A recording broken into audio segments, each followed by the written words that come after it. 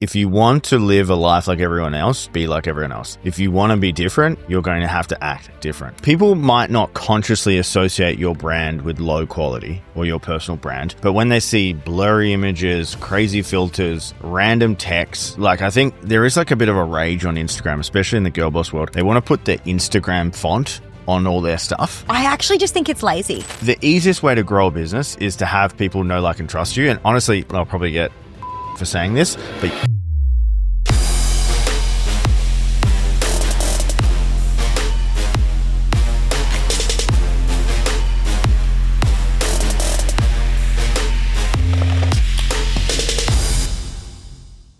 welcome to episode 93 on the Success School podcast. Today we're talking about the personal brand checklist for coaches in 2025. Steph, how are you feeling? I love this topic. I am excited to talk about personal brand. I think that it's going to become more and more prevalent, and I'm pumped to talk about it. How are you feeling today? Yeah, I feel a little rusty. I was like, fuck, how do I do this podcasting thing again? Yeah, and I think it's been a little it has been while a between while. drinks here. Also, you're a bit sad. Yeah, I'm a little bit sad, guys. Had a really sad thing happen to me this morning, and I'm going to go out and say that you're not a true sports fan unless when your team loses, it ruins your day. And my team lost today. Yeah. We got knocked out of the Champions League. Sad reacts all around. Got up at 3 a.m., hugged Luna and Felix under my arms. I was naked, so were they. And we lost weird. and we got knocked out of the Champions League, and it fucking ruins my day. Yeah, I'm so pissed off about it. I came fuck out. Champions League, fuck Bayern Munich. I came I'm out with fucking 8 annoyed. minutes to go, and he says, you don't want to come out here. Nothing good's happening out here. Yeah. I was like, okay. Fuck Harry Kane. Fucking missing.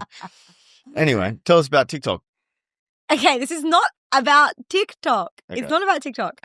My personal update, which is way more upbeat, but actually still a little negative. What's wrong with us? Dude, we're getting sad. Oh, we got sad. Sorry, guys. Don't unsubscribe. Don't unsubscribe. Stay with us. In fact, subscribe and like the podcast because we keep it real over here. Yeah, we do. It was my birthday a couple of weeks ago, and I'm 35, which obviously I know I don't look it, but I appreciate. She made a big deal of it. I did make a big deal. Actually, I didn't make a big deal of it.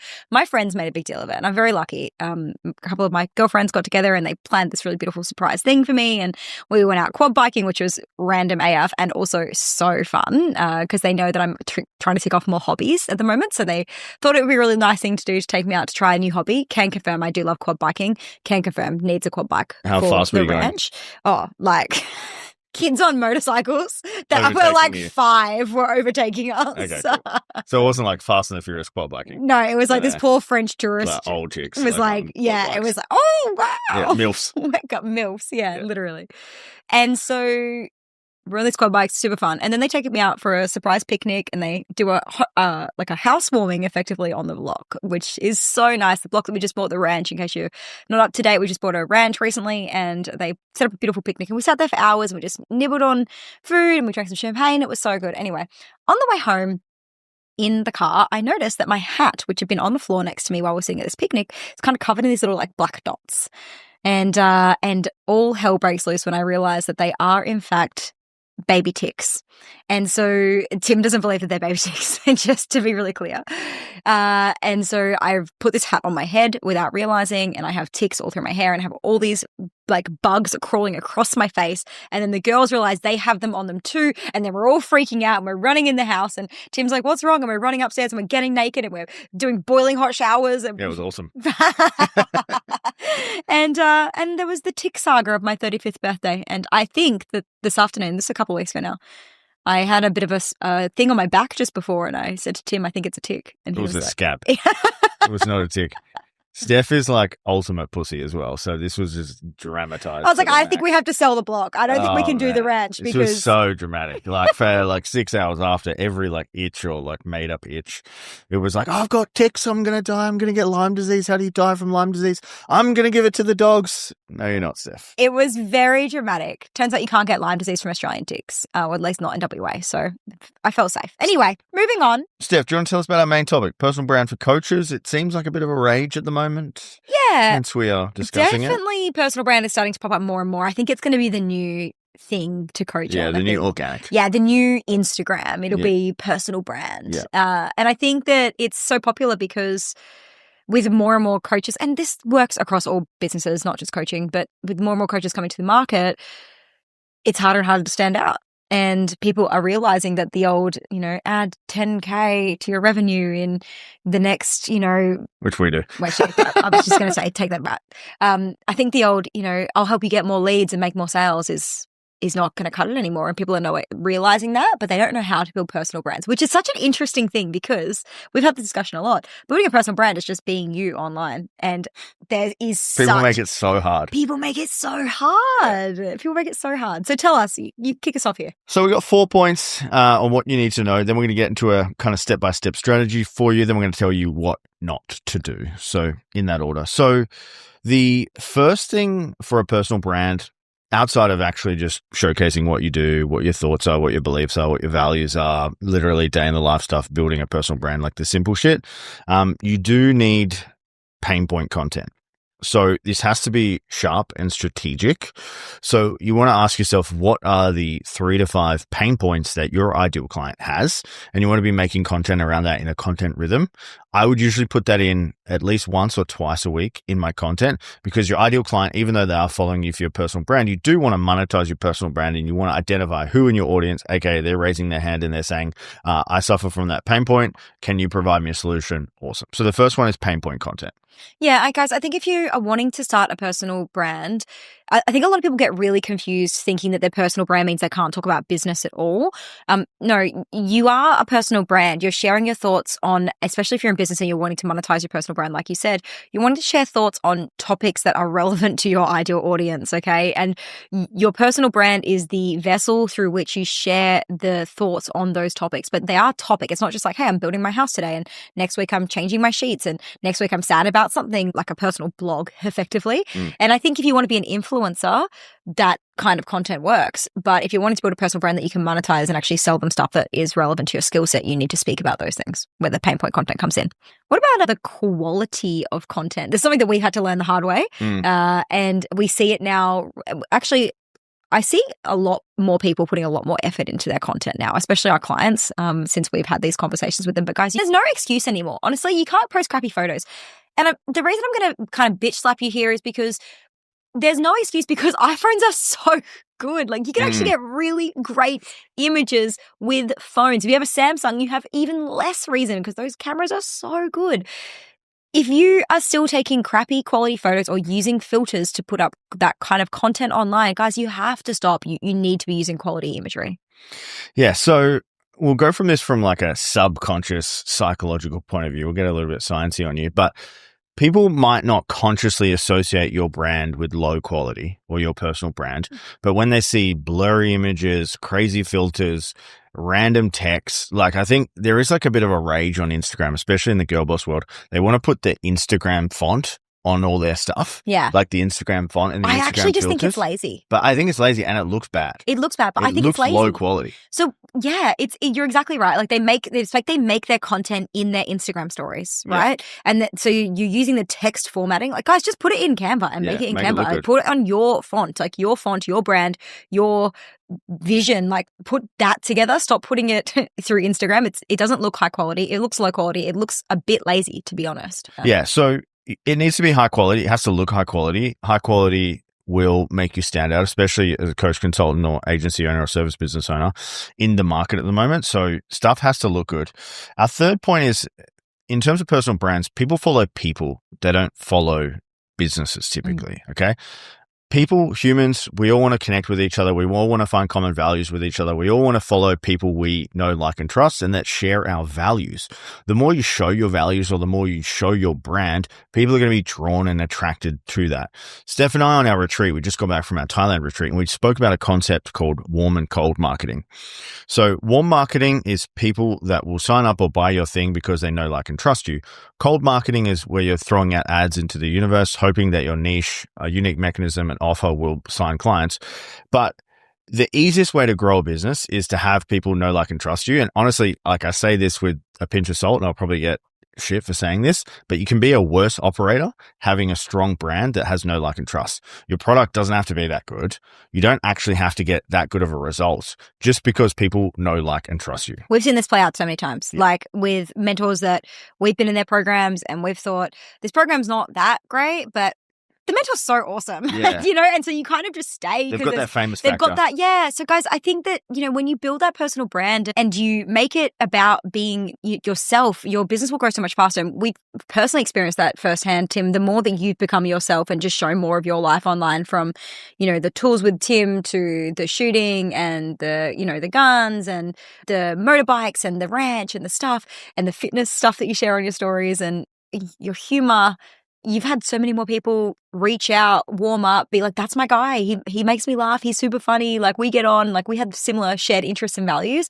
And I'm just going to say this out straight. If somebody lands on your social media, something to ask yourself, if someone lands on your social media right now, so you, the listener, would they just think, oh, she looks nice, or he looks like a good dude, or he looks like a nice guy, or maybe she's pretty, or maybe he's jacked? But can they really feel you? Is there substance? Is there substance? Because they should be able to fall on your feet and go, this is my person. Yeah. And they can't do that unless you actually show all the quirks and all the sides of you. I got a funny story. Ben from SCC Fit, he said one of the reasons he signed up with us is because I was smashing manifesting on our podcast. And because you were social joking media. about it? We were joking about it. And he was like, that's my guy. I fucking love that. Totally. Yeah. So it's just being yourself. Be your brand. Be yourself. Be okay with pissing people off. Be okay with saying things that might feel ludicrous, because if you don't, then you just blend in and no one can really feel you, and they're just going to pick someone else that they can feel the essence of. Tell us about the fourth component of what they need to know and the, you know, secret ingredients to a personal brand. Secret ingredient to the personal brand is thought leadership. And thought leadership means sharing your thoughts on something. Now, I've had a conversation with a client previously about this, and she was like, I don't really have any thoughts that are that different. And I think I've shared the story in the podcast before, but I'm going to share it again because I think it's the perfect analogy for this. She works as a profit consultant for beauty businesses. And she said to me, I don't really have any opinions that are different or that are worth sharing, that are, you know, that I would classify as thought leadership. And I said, okay, so imagine that a beauty business comes to you and they want to open a second location for their salon, but currently their profit's in the red. And the reason they want to open a second salon is so that they can make more money, so they can get more profit. And she was like, well, that's so dumb. Like, of course, you know, that's the worst advice ever. And I said, so you do have an opinion. You have to really dig. When you're not used to putting your opinions and your values out there, you will be scared to do so. It will feel unnatural to go against the grain, but you just have to find the things. And I mean, luckily, social media is such a gift these days. You have to find things that frustrate you, annoy you, trigger you, and you have to make note of them and you have to speak about them, because someone is dying to hear what you have to say about that topic. Someone is dying to hear the way that you think about that topic. And you might not think it's special, but I can guarantee you that somebody out there right now needs to hear what you have to say and your perception about that thing. So we're going to get into a step-by-step strategy. There's actually 10 steps to this. We're only going to give you 4 on the podcast because we've only got time for 4 today. So I'm going to go through 1, 3, and Steph is going to go through 2 and 4. I'll go through the first one. So you've heard this advice before, but you need to define who you're actually trying to target, or your ideal client. And I don't just mean like they're 35, they're a dad, and they like footy. I mean like really deep stuff. So how old they are, where they live, what their psychographic information is, what their interests are, maybe even their political leaning, where are they from a religious point of view, what are their pain points, what are their fears, what are their frustrations, and how deep can you go on building your ideal client? Because the more clear you are on this and the more you actually try to build a brand that does appeal to them, the more likely they are and they will come to you. As we said before, the more I post about guns and riding and my ranch and rams and traveling and funny jokes with Steph, the more we attract those people. And that's the kind of ideal client we actually want. We want those type of people. So you need to go really deep on who your ideal client is and then start to create content that will attract them. The second one here is that you need to do a little audit. Like I said before, if someone fell on your social media right now, your website, your Instagram, your LinkedIn, wherever it is, what would they think about you? And I want you to look at your own thing objectively and go, does this look high quality? Does this look pro? Is there consistency? So if I got a whiteboard out today and I put up a photo of your website, a photo of your social media, a photo of your Facebook, you know, a photo of your landing pages, your lead magnet, would it marry up? Would it all be on brand? Would it all follow the same themes and structures? And if it doesn't, then it probably doesn't look very pro, and you're going to break rapport. And brand happens at such a subconscious level. No one is going, oh, their stuff doesn't match, therefore I'm not going to buy from them. They have this subconscious process that happens that goes, there's inconsistency here, which makes me doubt. And it's such a subconscious process that they're just going to get the ick, and they're not even going to know why or be able to articulate it, but they're going to go, oh, I just don't know, I'm not ready. Okay, so if you're wanting to level up your personal brand, it starts with, does everything look good? And it doesn't have to be expensive. Here's the thing. A lot of people think, oh, if I want to get a brand thing. Yeah, now I need to go get my branding done. Now I need to go get professional photo shoots. Now I need to get a video content editor to come and do my stuff. No, guys, you don't need to do any of that. You just need to put a little bit of time and effort into it, because if you just honestly join a Facebook group that is about how to take good photos on iPhones, they have so many free tips. You just need to download Lightroom, get a couple of presets, set it up. Like, it will not take you that long to do it. Tim and I can get a lot of really good content just with our phones, and we still do. Yep. We get a lot of really good content on our Digi, which is only $1,000, and it does photo, video, audio, everything. It doesn't have to cost you a lot of money, but you do have to put effort in. Yeah, I'll give you a worked example here. Steph and I are like king and queen referrers. We refer people like, the cows come home. And we've referred a lot of people to other people to do work with each other. And the feedback we get is like, hey, I checked out their brand, their social media, and it just doesn't look good.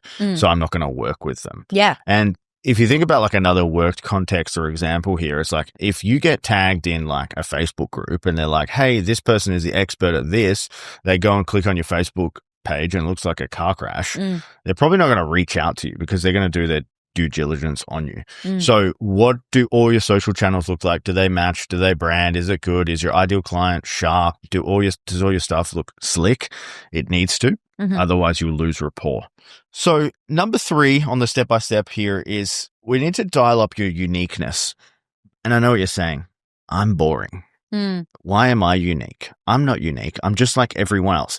But the hack here, or the thing you need to think about, is everyone thinks that. Everyone thinks they're normal. Everyone thinks they're not unique. Everyone thinks they're boring. So how you do this is you need to have some really honest friends or family members, and you need to go out and ask them, what are my quirks? What's my tone? What's my way of saying things? What do you love about me? What irks you about me? What do I do differently? How am I different to anyone else? And you just want to distill, maybe ask 3 to 5 to 10 people all of those questions, and eventually you'll get some commonalities of the same things that every person says, and they will begin to create the essence of your brand. The things that are different about you will attract people online. Obviously, they're going to repel people as well, but they are going to attract your tribe. Can I touch in on this? Yeah. I think it's really hard. I want to be really clear, guys. This is really hard. This is deep work. Your entire life, you have been conditioned to be the same as everybody else. You have literally been conditioned to be a little corporate robot that goes into the little 9 to 5 wearing your little pencil skirt and shutting your mouth so you don't piss anybody off, and going to the water cooler and having shitty level 1 conversations. And so when you break out of this and you break into what we call a level 5, into entrepreneurship, it's really, really hard for you to break out of that mold, and to figure out who you are and what makes you different actually does take quite a lot of time. And so I really encourage you guys to, ask everybody, but also sit with yourself and just really peel back layers of like, if I wasn't scared and if I could do anything with my time and I didn't have to worry about money and I didn't have to worry about people being liked, or if nobody was watching, how would I spend my time? What would I do? What interests do I have? And really let your freak flag fly. Like for us, I'm learning about myself, like, and it's always in a constant state of learning, but I'm learning about myself that like, I love adrenaline sports. I didn't know that about myself till I was 35, you know?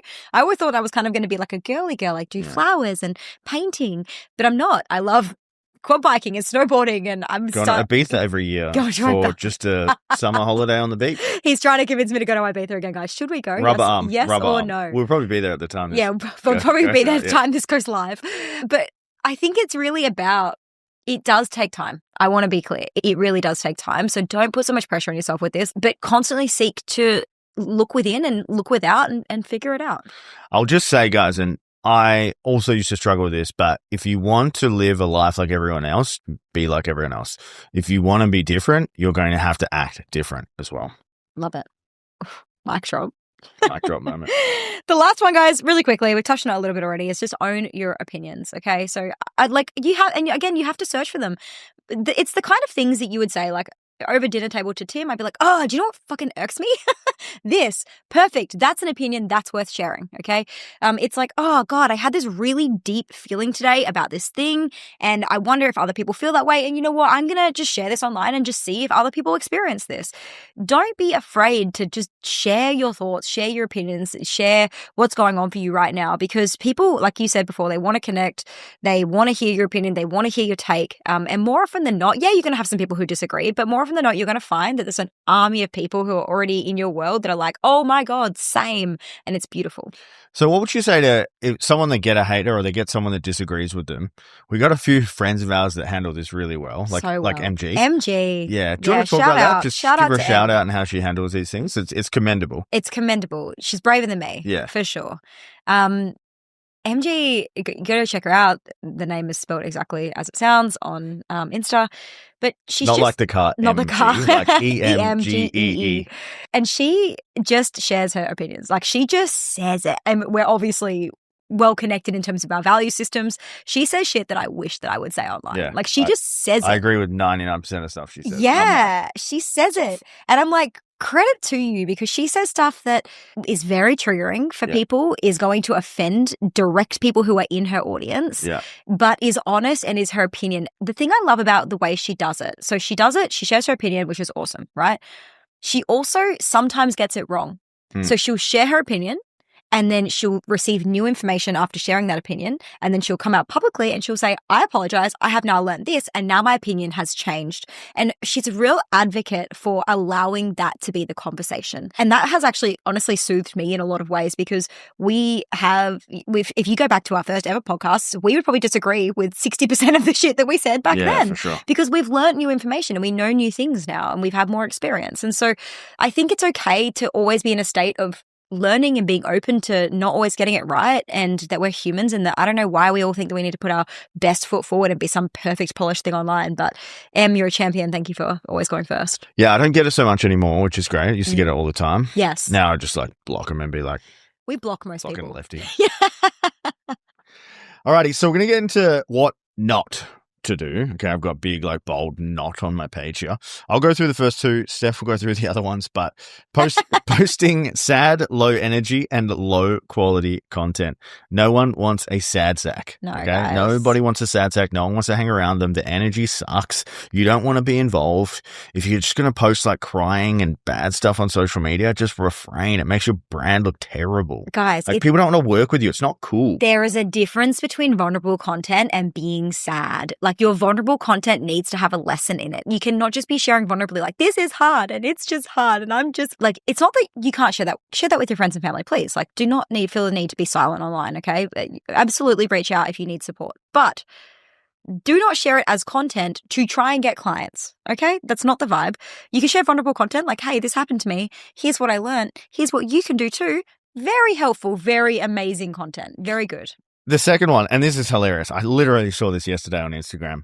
Someone was crying on camera, and I thought, how fucking bad is it that they pull out a camera and they film themselves crying? Yes. That's how sad they were. And I was like, this is actually pathetic. And this is a personal opinion of mine. You might disagree with me or not, but crying on camera to connect or show your authenticity when it's not, it's completely inauthentic because you're trying to hack the algorithm. I hate it. Yeah, we've been watching Secret Millionaire. Is that what it's called? Yeah, Secret Millionaire. The Secret Millionaire. And there's girls that are crying in there just for manipulation, like just to try and get people to like them more. And I just think it's such it's a really weird tactic because most people don't feel comfortable when people cry. So like it's a really interesting thing. Awkward. Okay, I've got two things not to do. One, don't use generic Canva posts. Oh my God, can we please stop posting about like, hey, it's World Friendship Day? Like, first of all, please stop that. Second of all, don't use generic Canva templates. Like, get some shit branded up, get a graphic designer to make you some stuff. Like, stop using like the generic stuff. It looks like, it just looks boring and blendy in, and you can do better. Honestly, if you're honest with yourself, you can do better. Please, the last one here is stop copying other coaches. We see this so much, guys. Like, we see it. Honestly, not just with us. Like, with us, it's not even that bad. Most people actually don't copy us. So I think that they know that we would take them down. But I see I have friends that get copied really badly, like direct copy for copy, branding, wording, names of programs. It is insane. It doesn't do you any favors. It's not doing them any favors in terms of like the other person that you're copying. It does no one any favors. Find your unique corner of the world and make it yours. Stop copying other people. I'm just going to add in a bonus one, and it's lying online when people know you're lying. Okay. And this happens all the time. I get people screenshot and be like, can you believe this shit? Like this person is clearly lying. People know you're lying. It's incongruent. Yeah, totally. So I'll get into the listener question. That Yeah, don't do that stuff. I'll get into the listener question. So this is from Anna. I'll get your advice, Steph, and then I'll give mine. What's one piece of advice you'd give someone having inconsistent months in business? I know what you're going to say. I'm not going to take that angle because I'm going to let you say that. Okay. And it's going to be interesting to see. How do you know if I know what I'm going to say? Yeah, I don't know. We're interested to see. Yeah. So my thought here is if you're having inconsistent months in business, it's because you're in a feast or famine cycle. And the reason you're in a feast or famine cycle is because you only market and advertise when you need clients. And then when you get clients, you stop marketing and advertising. And what that indicates to me is that you have a lack of systems. So if you had a consistent marketing system that was working for you all the time and you regularly put a couple of hours aside every single week to feed the marketing system, then you wouldn't be having an inconsistent problem. If you had a sales call structure that worked and you consistently use the same sales call structure and you consistently use the script every time, you wouldn't have inconsistent problems. I think that inconsistency mostly comes down to inadequate systems, in my opinion. So if you want to have more consistent months, you have to build more consistent systems. And if you cannot deliver those consistent systems over and over again consistently, then you need to hire someone that can input and do that for you. Yeah. So you take your system and you give it to somebody else to do for you so that you can show up and do the things that you need to do. I love it. So consistency. How many times do you think I said it? Be consistent or inconsistency, consistent. If you have inconsistent months, be consistent. Revolutionary podcast today, guys. Thanks for listening. I hope you enjoyed this. So I'm going to give mine, and a little bit of the same vein, but I'm going to say there's 100 answers for this. There could be so many things, but I'm going to say it's inconsistent emotions. I knew you were going to go there. Yeah. So I've seen this play out in so many of our clients. They have something, I'm just going to speak frank here, that slightly derails them and they go off on emotional tiz. Hands in the air. Fuck it. I can't do this. I'm not marketing. I'm not selling. Cancel my calls. I'm not fucking delivering anything because I stubbed my toe on a wall or something like that. No, shit happens. I get it. But shit happens to everyone, guys. Yeah. Personal stuff happens to everyone. Dogs die. Family members get sick. Stuff like that happens. But this is our take on it. We keep going. We do what we say we're going to do when we're going to do it. We don't have inconsistent months because we just get it done. And also we've outsourced a lot of our business and the other stuff. We've got systems and we're consistent. We're consistent. On this topic. Yeah. We give ourselves space to have bad things happen in our life. Yeah. Because bad things happen in life. Yeah. And actually, as you get older, more bad shit happens. Yeah. It just gets worse because more people get sick. You have more injuries. Shit just gets worse, right? So the reality is you're probably going to have more bad stuff happen in the future than less bad stuff. And this is just life. It's not negative. It's just real. You got to plan for it. You got to plan for it. So if you're working 65-hour weeks, and you have to do that level to be able to maintain where you're at, you're not giving yourself space to experience bad stuff, right? Yeah. We can't be happy all the time. Bad stuff is going to happen. Tim and I have space. We have space for shit to go wrong. We have space to manage grief and emotions. I've had the hardest 12 months of my life recently, and we've had space. I've had space to really deal with that. I've had space to have baths and get therapy and have sessions and cry and see my parents and go to hospital. I've had space for those things. If you are not giving yourself the space, you will, when those bad things happen, you have to give yourself the time and effort. Everything's going to drop. So two things, but one, you need to give yourself the space to actually have emotions. So if you're running at 40, 50-hour weeks and you haven't implemented systems and you haven't got a virtual assistant or someone to support in your business, that needs to be a priority. And two, you need to stop being so emotional about stuff. Let's say that it's not even about your family or something that's really big that's happening. Bad stuff happens in business too. Sales calls are going to say no. Yeah. Clients are going to quit. People are going to steal your shit. These things are going to happen, okay? And team members will leave, and some of those team members will take some of your clients. And these are things that will happen in business. And you cannot just go off the center of off the face of the universe because something happened. You have to create a level of control in your emotional well-being to be able to handle these things. The most solid people we know have the best businesses. And what I mean by solid is like emotionally regulated. They don't fall off a cliff if something happens. Yeah. All right, guys, if you got some value from the podcast, please subscribe if you're new around here. Otherwise, send us a message on Instagram at RealTimFrey and at Steph Frey. It is changed. Hopefully it's changed by the time that this episode goes live. Meta is killing me with changing the name, but I've changed on Facebook. I'm going to hand in my divorce papers. Hey guys, next week, we are so excited to speak about a topic that I know you're going to love. So if you are listening to this and next week's already come, please go and have a listen to the next episode. And if you are listening in real time, thank you for being on here and being such a legend. Next week, we are going to be talking about how we signed 15 clients a month, every month. Or more. Consistently. Yeah. So I can't wait to go through that with you guys next week. Love that. Thanks, guys.